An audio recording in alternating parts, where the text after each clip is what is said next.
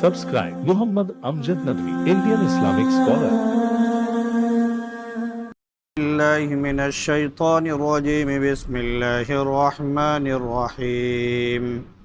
وما أصابكم من مصيبة فبما كسبت أيديكم ويعفو عن كثير وما أنتم بمعجزين في الأرض وما لكم من دون الله من ولي ولا نصير ومن آياته الجوار في البحر كالأعلام إن يشأ يسكن الريح فيظللن رواكد على ظهره إن في ذلك لآيات لكل صبار شكور أو يوبقهن بما كسبوا ويعفو عن كثير ويعلم الذين يجادلون في آياتنا ما لهم من محيص وما أصابكم من مصیبۃ فبما کسبت ایدیکم، اور جو مصیبت تمہارے اوپر آئی ہے تو وہ تمہارے کرتوتوں کی وجہ سے ہے، اور بہت سے گناہ وہ معاف کرتا رہتا ہے، اور تم زمین میں سے بے بس نہیں کر سکتے، اور اللہ کو چھوڑ کر نہ تمہارا کوئی کام بنانے والا ہے نہ مددگار۔ اس کی نشانیوں میں سے سمندر میں پہاڑوں کی مانند بڑے بڑے چلنے والے جہاز ہیں، اگر وہ چاہے تو ہوا روک دے، پھر وہ بڑے بڑے جہاز دریا اور سمندر کی پشت پر ٹھہرے رہ جائیں۔ اس میں نشانیاں ہیں ہر صبر کرنے والے اور شکر کرنے والے کے لیے، یہ کہ وہ ان کو ہلاک کر دے ان کے کرتوتوں کی وجہ سے، اور بہت سے گناہ وہ معاف کرتا رہتا ہے۔ وہ جانتا ہے ان لوگوں کو جو ہماری آیتوں میں جھگڑتے ہیں، ان کے لیے بھاگنے کی کوئی جگہ نہیں ہے۔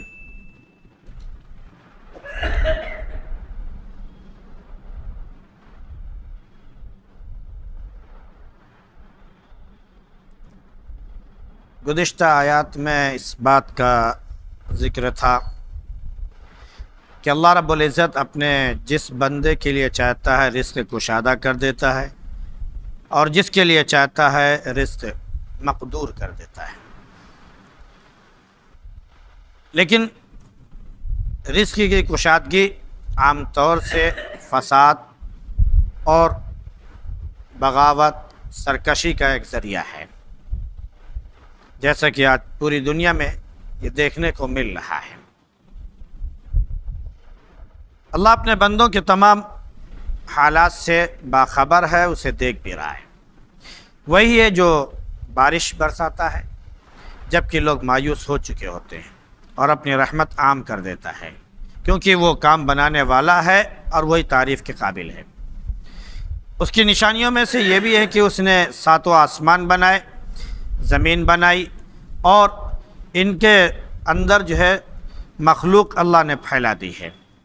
اور وہ سب کو جمع کرنے پر قادر ہے۔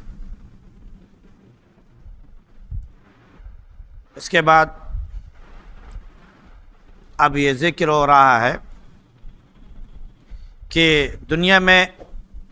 ایسا نہیں ہے کہ اگر مالداری یا وسعت انسان کو مل گئی تو اب اس کے ساتھ مصائب، اس کے ساتھ پریشانیاں نہیں ہوں گی۔ غریب ہو تو بھی اس کے ساتھ حالات آئیں گے، مالدار ترین ہو تو اس کے ساتھ بھی مصائب آئیں گے،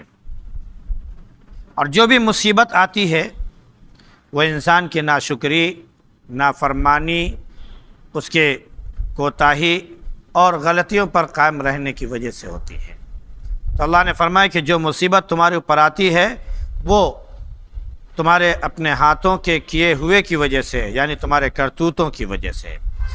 بہت سے گناہ وہ معاف کرتا رہتا ہے، یا یوں کہہ لیجئے کہ بہتوں کو معاف کر دیتا ہے ان کے گناہ کرنے کے باوجود بھی۔ جہاں تک ان لوگوں کا تعلق ہے جو اللہ کو بے بس کرنا چاہتے ہیں، اللہ کا مقابلہ کرنا چاہتے ہیں، اور یہ سوچتے ہیں کہ اللہ کو بالکل سے وہ بے بس کر کے مجبور کر دیں گے اور اللہ ان کا کچھ نہیں بگاڑ پائے گا، تو یہ ان کی خام خیالی ہے۔ تو اللہ نے فرمایا کہ تم زمین میں رہ کر اللہ کو بے بس نہیں کر سکتے ہو، اور یہ بھی جان لو کہ اللہ کے علاوہ نہ تمہارا کوئی والی ہے نہ کوئی کام بنانے والا ہے، نہ کوئی مددگار ہے۔ انسانوں کو چاہیے کہ وہ ذرا غور کرے اس بات پر کہ جب اللہ اپنی نشانیاں دکھا رہا ہے تو اوپر اس نے ذکر کیا آسمان اس کی نشانی، زمین اس کی نشانی، اور ان دونوں میں اس نے جو مخلوقات پھیلا دی ہیں وہ اس کی نشانی، ساری نشانیاں ہیں۔ ان نشانیوں کے علاوہ اللہ نے فرمایا کہ دیکھو سمندروں میں بھی جاؤ تو تم کو سمندر میں بھی نشانیاں نظر آئیں گی۔ اللہ نے فرمایا کہ دیکھو بڑے بڑے جہاز اور شپ جو چلتے ہوئے تم کو دکھائی پڑ رہے ہیں، جو پہاڑوں کی مانند بلند بالا نظر آتے ہیں، یہ پہاڑوں کی طرح سمندروں میں چلنے والے جہاز، یہ ان کو چلانے والا، ان کو اس میں روکنے والا اور باقی رکھنے والا کون ہے؟ وہ اللہ کے سوا کوئی دوسرا نہیں۔ یہی جہاز جب اللہ چاہتا ہے اپنی طاقت، اپنی مضبوطی، اپنی تمام چیزوں کے باوجود بھی یہ اس میں جا کر ڈوب جاتے ہیں۔ ہمارے سامنے ٹائٹینک کی مثال موجود ہے کہ جب سب سے بڑا جہاز ٹائٹینک تیار کیا گیا تو اس کے مالک نے جب اسے روانہ کیا تھا، ہری جھنڈی دکھائی تھی، تو اس کی زبان سے نکلا تھا کہ اس کو خدا بھی نہیں ڈوبو سکتا ہے۔ چندی میل کے فاصلے پر گیا تھا، اللہ نے ایسا دکھایا کہ جہاز آج بھی جو دیکھنا چاہے، انسانوں کو اللہ نے نیٹ کی ایک نعمت دی ہے، آج بھی وہ جہاز ڈوبتا ہوا دیکھ سکتا ہے۔ نشانی ہے۔ اللہ نے تو فرعون کے بارے میں کہا تھا کہ الیوم ننجیک ببدنک لتکون لمن خلفک آیہ، آج ہم تیری نشانی کو باقی رکھیں گے، تجھے باقی رکھیں گے اور بعد والوں کے لیے نشانی بنا دیں گے تاکہ بعد والے عبرت حاصل کریں۔ تو اللہ رب العزت نے فرعون کے جسم کے بارے میں کہا تھا، اور انسان نے تو اللہ کی قدرت جو ہے اور اس نے اپنی تکنیک کے ذریعے ہر چیز کو ایک نشانی کے طور پر پیش کر دیا کہ ہر چیز باقی ہے، جب چاہو اسے دیکھ لو۔ یہ بھی اللہ کی قدرت ہے۔ تو بڑے بڑے جہاز 1-1 کلومیٹر 2-2 کلومیٹر کی لمبائی میں جو جہاز ہوتے ہیں، ان کی چوڑائی نہ جانے کتنی ہوتی ہے، ان جہازوں کو بھی اللہ رب العزت جب چاہتا ہے ڈبو دیتا ہے۔ سمندر میں جو ہر وقت اتل پتل ہے، جو ہر وقت اس میں موجیں اٹھ رہی ہیں، جو اس میں ساری چیزیں چل رہی ہیں، اس میں کوئی چیز ٹھہر نہیں سکتی ہے۔ یہ اللہ رب العزت کا معاملہ ہے کہ اسے جب چاہتا ہے ٹھہرائے رکھتا ہے، اور جب چاہتا ہے طوفان برپا کرتا ہے اور وہیں پر وہ چیز الٹ جاتی ہے۔ اور آج بھی ہمارے سامنے سمندر میں ایک نشانی موجود ہے جس کو ہم ٹرینگل کہتے ہیں۔ وہاں اتنی زیادہ اتھل پتھل ہے، وہاں اتنی زیادہ موجوں کے اٹھا پٹک ہے، کہہ لیجئے موجیں اٹھتی ہیں اور گرتی ہیں، اتنی تیزی کے ساتھ وہ کسی چیز کو اپنی طرف کھینچتی ہے چیز، کہ یہاں تک کہ سمندر کے اوپر سے اگر جہاز بھی اس کے اوپر سے جا رہا ہو، کہتے ہیں اس کو بھی وہ کھینچ لیتا ہے۔ اللہ بہتر جانے کیا بات ہے کہ بڑے بڑے جہاز ادھر جانے سے کتراتے ہیں، کسی کی ہمت نہیں کہ وہاں جہاز لے جا کے رکھ دیں۔ یہ بھی اللہ کی قدرت ہے کہ دیکھ سمندر کا ایک حصہ ہم نے ایسے بنایا ہے کہ وہاں کسی کی اوقات نہیں کہ وہ لے جا کے اپنا جہاز دکھا سکے، ہمت دکھا سکے۔ پانی والا جہاز تو دور کی بات، ہوائی جہاز بھی وہاں سے سامنے سے گزار سکے، اتنی ہمت کسی کی نہیں ہے، راستہ کاٹ کے نکل جاتا آدمی۔ تو اللہ نے فرمایا کہ یہ ہم نے سمندر میں یہ بھی دکھا دیا اور سمندر میں بھی دکھا دیا کہ پورے سمندر میں تم سکون سے سفر کرتے ہو، لیکن وہ جب چاہتا اسی سمندر میں طوفان برپا کرتا ہے اور اس کے بعد سب کے سب ہلاک ہو جاتے ہیں۔ یہ نشانی نہیں ہے اللہ کی۔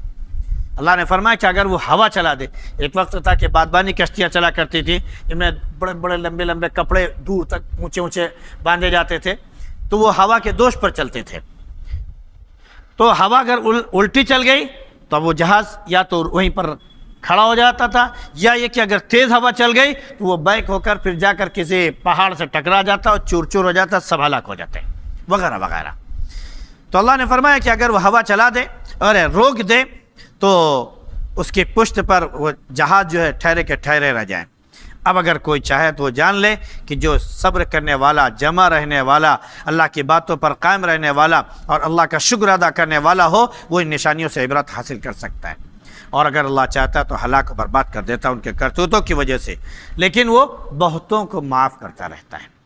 یعنی بہت سے لوگوں کے گناہ وہ معاف کرتا رہتا ہے، وہ درگزر کرتا رہتا ہے کہ میرا بندہ اب جو ہے مجھ سے توبہ کر لے، ڈھیل دیتا رہتا ہے، چھوٹ دیتا رہتا ہے۔ لیکن جب حد سے زیادہ بڑھتا ہے تو اللہ ایک دن رسی کھینچ لیتا ہے۔ اب جو لوگ اللہ کی آیتوں میں جھگڑتے ہیں اور اللہ کو بے بس کرنے کی کوشش کرتے ہیں، تو یہ بات جان لیں کہ ان کے لیے بھاگنے کی کوئی جگہ نہیں ہے۔ جب تک اللہ نے طاقت اور قوت دنیا میں دی ہے، وہ جتنے دن چاہیں دنیا میں تھوڑا سا اپنے طاقت اور قوت کی وجہ سے، اپنے حکومت اور سطوت کی وجہ سے وہ تھوڑا سا بھاگ لیں، لیکن اللہ نے فرمایا کہ وہ بھاگ نہیں سکتے۔ موت، بیماریاں سب اس کو گھیرے ہوئے ہیں، ایک نہ ایک دن وہ بیمار پڑے گا، ایک نہ ایک دن وہ مرے گا، ایک نہ ایک دن وہ مٹی میں سما جائے گا اور اللہ رب العزت کے حضور حاضر ہوگا۔ پھر وہاں جب اللہ رب العزت کھڑا کرے گا تو وہ چٹیل میدان ہوگا۔ یہ جو ہم کو پہاڑ، یہ درخت، یہ ساری چیزیں نظر آ رہی ہیں، یہ کچھ نظر نہیں آئے گا۔ زمین بالکل ایک مسطح پلیٹ کی طرح بالکل ہو جائے گی کہ کوئی چھپنا چاہے، کہیں بھی چھپنا چاہے تو وہ چھپ نہیں سکتا ہے۔ ہر ایک اللہ کی نگاہ میں ہوگا اور جہاں سے وہ بھاگنا چاہے گا وہیں سے اسے پکڑ لیا جائے گا اور فرشتے جکڑ کر اللہ کے سامنے لا کے اس کو کھڑا کر دیں گے اور وہ مجبور محض ہوگا اور وہ سوچے کہ ہم اپنے گناہوں سے بچ جائیں، تاوان دینا چاہے تو تاوان دے دیں، تو اللہ نے فرمایا کہ پوری دنیا کے برابر بلکہ اس کے مثل اس کو اور بھی دنیا مل جائے، پھر اگر وہ فدیہ دے کر اپنے جان چھڑانا چاہے، عذاب سے بچنا چاہے تو ما لہم من محیص، اس کے لیے بھاگنے کی کوئی جگہ نہیں ہے۔ بس اللہ رب العزت ہم سب کے گناہ معاف فرمائے، وہ درگزر کرنے والا ہے، ہم سب کے سارے گناہ معاف فرمائے، بلکہ یہ اپنے رافت اور محبت اور مہربانی کی وجہ سے ہمارے گناہوں کو نیکیوں میں تبدیل فرما دے اور ان نیک لوگوں میں شامل فرما دے جن کو آخرت میں بہترین بدلہ ملنے والا اور وہ جنت میں داخل ہونے والے ہیں۔ سبحان اللہ بحمدہ، سبحانک اللہم وبحمدک، ونشہد ان لا